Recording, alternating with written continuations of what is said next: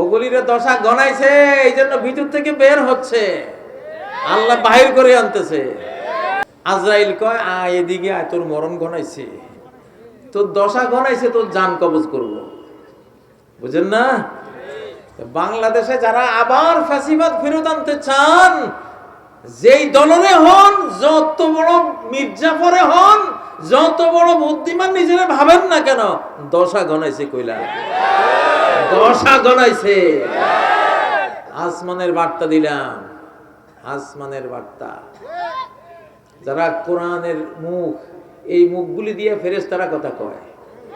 ইন্না লিল্লাহি মালাইকাতান সাইয়াহিন, আল্লাহর একদল সাংবাদিক ফেরেশতা আছে। তানতিকু আলা আলসিনাতি বনি আদম, বনি আদম মানুষের মধ্যে ফেরেশতারা যাদের পছন্দ করে, তাদের জিহ্বা ব্যবহার করে ওই ফেরেশতারা কথা বলে, সংবাদ দেয়, ইনফরমেশন দেয়, আগামীতে কি হতে পারে এগুলি বলতে থাকে।